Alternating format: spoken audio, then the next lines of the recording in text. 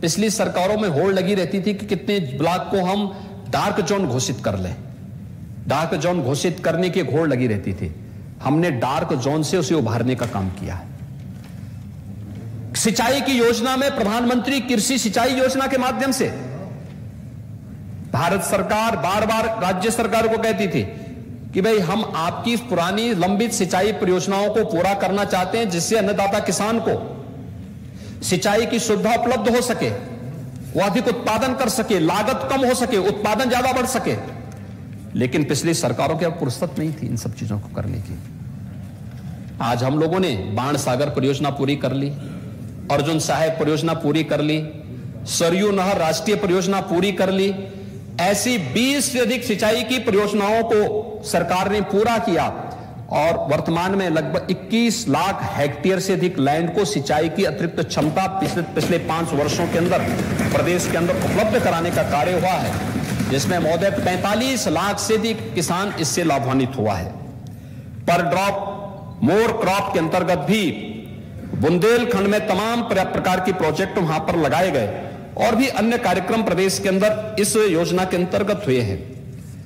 महोदय, यही नहीं, प्रदेश के अंदर हमारे श्रमिकों के लिए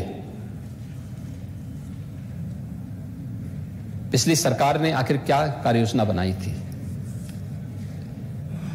उन्हें एक समस्या मानते थे लोग, और जब समस्या आती है, अंतर यही है, आप समस्या पर चर्चा करते हैं, समस्या पे चिंतन करते हैं, और हम लोग समाधान पर चिंतन करते हैं। महोदय, समाधान के यानी समस्या के 2 ही समाधान होते हैं, और दोनों का नाम एक ही है, भाग लो भाग लो। यानी एक भाग लो का मतलब हम उसमें उस चैलेंज को स्वीकार करें, उसका समाधान निकाल लें, और एक प्लान कर लो। आपने प्लान का रास्ता अपनाया तो जनता ने आपको पलायित कर दिया। हमने चैलेंज को स्वीकार किया तो हमारा श्रमिक हमें सम्मान देने के लिए खड़ा होता हुआ दिखाई दिया, बॉडिक होकर के हमारे साथ खड़ा हुआ। उसने मजबूती के साथ हमारे साथ खड़ा होकर के काम किया। आज उत्तर प्रदेश ने प्रवासी हो या निवासी, हर श्रमिक को 2 लाख रुपए की सामाजिक सुरक्षा की गारंटी दे दी है।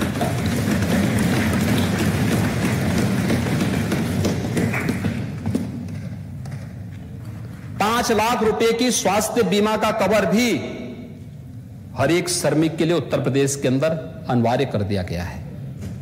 फ्री में, कोई पैसा उनको नहीं देना है, पैसा सरकार देगी। यह सुविधा भी उन्हें उपलब्ध कराया जा रहा है। बटाईदार जितने भी हमारे थे जो खेती किसानी के साथ जुड़े होते थे, 5 लाख रुपए की मुख्यमंत्री कृषक बीमा दुर्घटना बीमा योजना के अंतर्गत उसे कवर करने की गारंटी भी सरकार ने उन्हें उपलब्ध करवा दी है। और यही नहीं, हर एक श्रमिक को कोविड महामारी के दौरान भरण पोषण भत्ता उपलब्ध करवाने का कार्य। संकट का साथी कौन, ये कोरोना महामारी ने बता दिया है। सरकार उनके द्वार थी।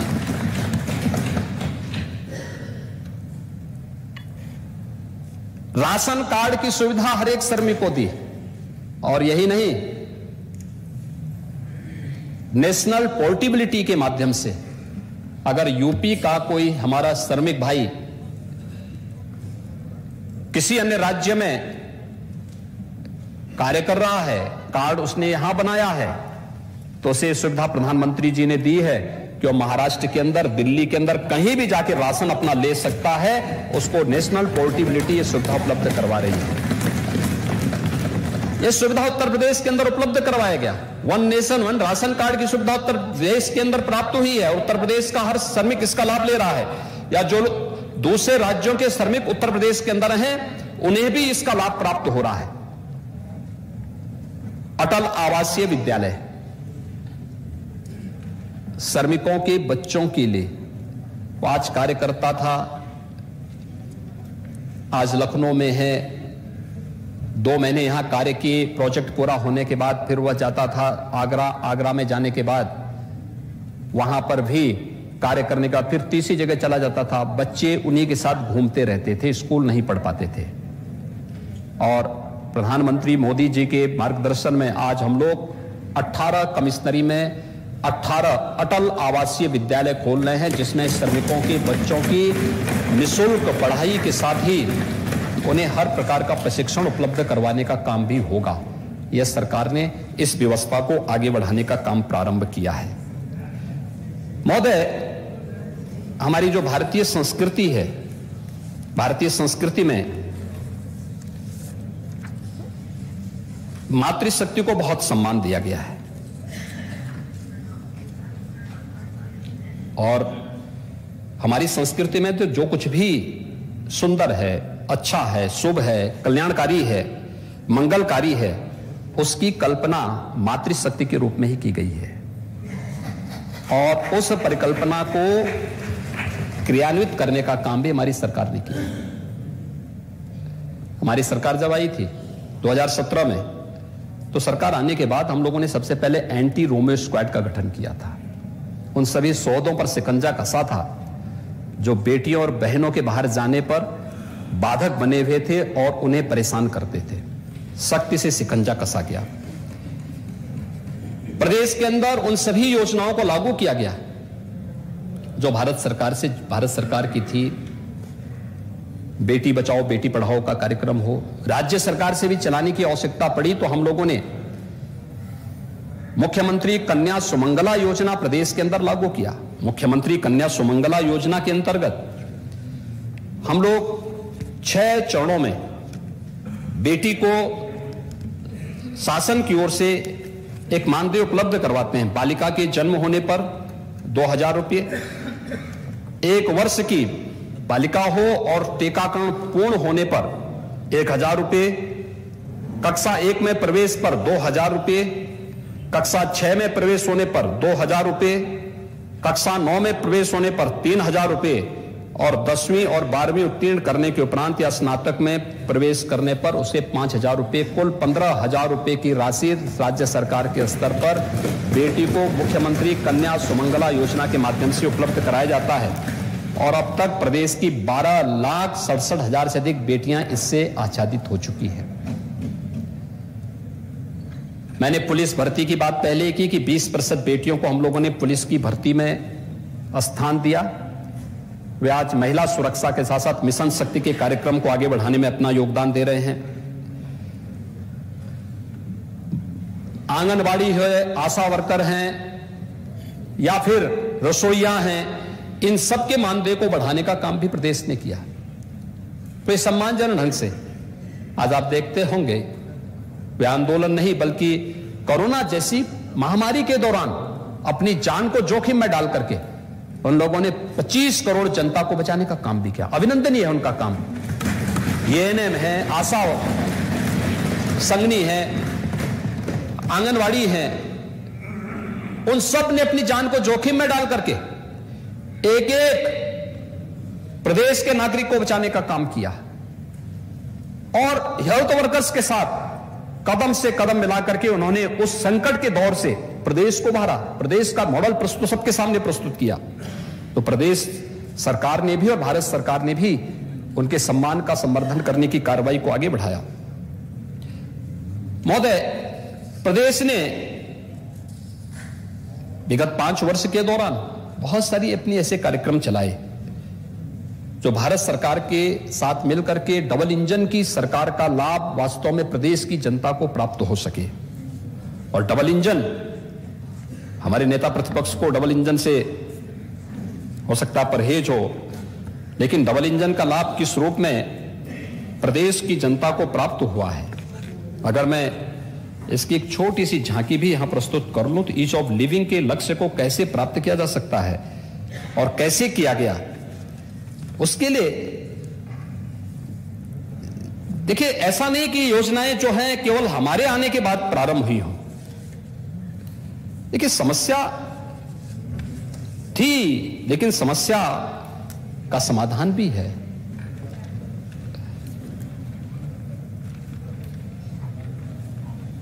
अगर आपके मन में कुछ करने की इच्छा है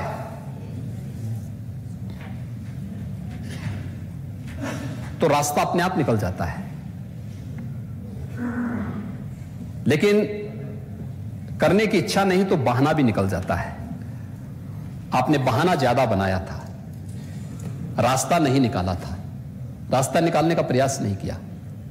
भारत सरकार कह रही है स्वच्छ भारत मिशन, और नेता प्रतिपक्ष कह रहे थे कि आप लोग शौचालय बनाने में एक्सपर्ट हैं। हां, क्यों नहीं, ये महारत हासिल है हम पे, हम लोगों ने किया है। क्योंकि शौचालय हमारे लिए केवल एक गरीब के घर में उसकी गरिमा की रक्षा करने का ही माध्यम नहीं बना था, बल्कि बहन बेटियों की सुरक्षा का भी माध्यम और उनकी गौरव को बढ़ाने का भी माध्यम हमें मिला। 2,61,00,000 शौचालय प्रदेश के अंदर बने थे। जब स्वच्छ भारत मिशन चला था तो सबसे बड़ी बाधा, सबसे बड़ा बैरियर यूपी माना जा रहा था कि यूपी इसे प्राप्त कर पाएगा कि नहीं कर पाएगा। 2.5 साल का समय समाजवादी पार्टी की सरकार को प्राप्त हुआ था, और 2.5 साल हमें 1.5 साल का ही समय मिला था, क्योंकि 2018 में ही इस लक्ष्य को पूरा करना था। अक्टूबर 2018 में हम लोगों ने कहा कि हम करेंगे। पिछले 5 साल में बहुत कम ये बन पाए थे, रुचि नहीं थी, पिक एंड चूज होता था। हम लोग आए, हम लोगों ने राज्य मिस्त्रियों का ट्रेनिंग करवाया, युद्ध स्तर पर कार्य आगे बढ़ाया, और अगले 1.5 वर्ष के अंदर हम लोगों ने लक्ष्य को पूरा किया। और सबने उत्तर प्रदेश के मॉडल को कि हम लोगों ने खुले में शौच से मुक्त के लक्ष्य को प्राप्त किया है, इसकी उत्तर प्रदेश के कार्यों की सराहना भी की। लाभ क्या हुआ है, मैं इसका लाभ भी बताता हूं। हमारे पूर्वी उत्तर प्रदेश से जुड़े हुए हमारे मान्य जनप्रतिनिधि होंगे, गोरखपुर, कुशीनगर, देवरिया, महाराजगंज, सिद्धार्थनगर, संत कबीर नगर, बस्ती, बलरामपुर, बहराइच, पीलीभीत, सहारनपुर तक ये पूरी बैठ जाती थी। हर वर्ष हजारों बच्चों की मौत होती थी इंसेफ्लाइटिस से। इंसेफ्लाइटिस के लिए हमारी लड़ाई, लंबी लड़ाई चली थी। मैं 1998 में पहली बार सांसद बना था, और तब से हम लोग इसके खिलाफ लड़ाई लड़ते थे। लेकिन मुझे आश्चर्य होता है कि इस समस्या को हम लोगों ने केवल उपचारात्मक करने का प्रयास किया। नहीं हो सकता था, उपचारात्मक नहीं था। उसके लिए हमें क्या तरीके अपनाए जाने चाहिए, उसके बारे में कोई प्रयास नहीं हुआ था।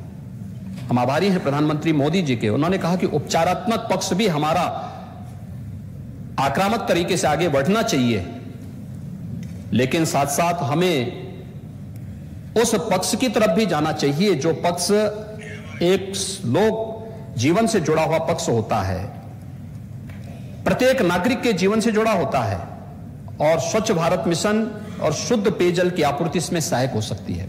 और महोदय, मुझे बताते हुए आज प्रसन्नता है, इंसेफ्लाइटिस जिसमें 40 वर्ष में, जिस महामारी के कारण 40 वर्ष में 50,000 से अधिक मासूम बच्चों की मौत हुई पूर्वी उत्तर प्रदेश में। और ये 50,000 बच्चे कौन थे? या तो दलित संवर्ग से मलिन बस्तियों में रहने वाले बच्चे थे, या अल्पसंख्यक समुदाय के बच्चे थे। 50,000 से अधिक बच्चे मरे थे, लेकिन कभी किसी ने इसके बारे में ध्यान नहीं दिया। 2017 में हमारी सरकार आई, हमने अंतर विभागीय समन्वय समिति बनाई, और फिर इस पर कार्य प्रारंभ हुआ। केंद्र और प्रदेश सरकार ने सामूहिक रूप से कार्य किया। यहां पे हमने हॉस्पिटल भी किए, पीको बनाए, मिनी पीको का निर्माण किया, हमने आईटीसी का निर्माण किया, इंसेफ्लाइटिस ट्रीटमेंट सेंटर जगह जगह भी स्थापित किए, और हमने शौचालय बनाने के साथ साथ शुद्ध पेयजल की आपूर्ति भी उन क्षेत्रों में करने का कार्य किया। आज परिणाम क्या है? इंसेफ्लाइटिस से 95% मौतें कंट्रोल हो चुकी हैं। इंसेफ्लाइटिस से जो बच्चे मरते थे आज नहीं मर रहे हैं। क्या ये शौचालय का परिणाम नहीं, शौचालय का निर्माण का परिणाम नहीं आया है? या वो बच्चे आपके वोट बैंक नहीं थे तो क्या आप उसके बारे में कोई कार्य योजना नहीं बनाएंगे? वो चौराहे में भाषण नहीं दे सकते थे, क्या आप उसके बारे में बोलेंगे नहीं? उन बच्चों की ही गलती थी, या देश या प्रदेश उनकी उन प्रतिभा से वंचित रहा जो असमय कालकल्पित हुए। अन्यथा उनकी ऊर्जा हमें मिली होती, उनकी प्रतिभा का लाभ हमें मिला होता। हमारा तो एक एक किसान, हमारा एक एक श्रमिक, हमारा एक एक नौजवान हमारी ऊर्जा का प्रतीक है और हमें उस पर गौरव की अनुभूति करनी चाहिए। लेकिन उसकी उपेक्षा इसलिए होती थी क्योंकि वो मलिन बस्ती में रहता था, क्योंकि वो अल्पसंख्यक बस्तियों में रहता था और उस स्थिति से उभारने का कभी प्रयास नहीं हुआ। और इसीलिए खिल्ली उड़ाई जाती है कि आप तो शौचालय बनाने में एक्सपर्ट हैं। भाई हमारी तो योग्यता वही है, भाई हम लोग तो वहीं से निकले हैं कि कैसे उस समस्या को हमने देखा तो उस समस्या का समाधान का रास्ता भी हम लोग निकालेंगे। और आभारी है पूरा देश, 10 करोड़ लोगों को देश के अंदर एक एक शौचालय देने का काम प्रधानमंत्री मोदी जी के नेतृत्व में।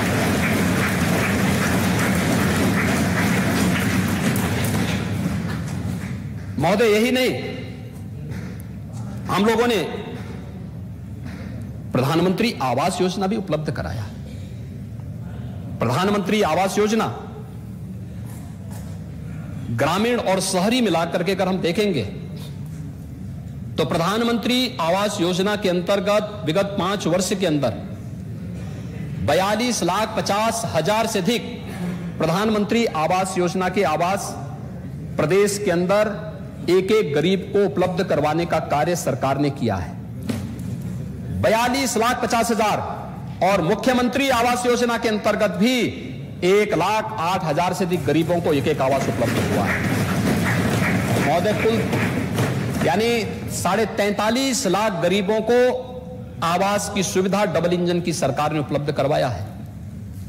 ये 43 लाख गरीब पहले भी आवास प्राप्त कर सकने के हकदार थे, पहले भी उन्हें दिया जा सकता था।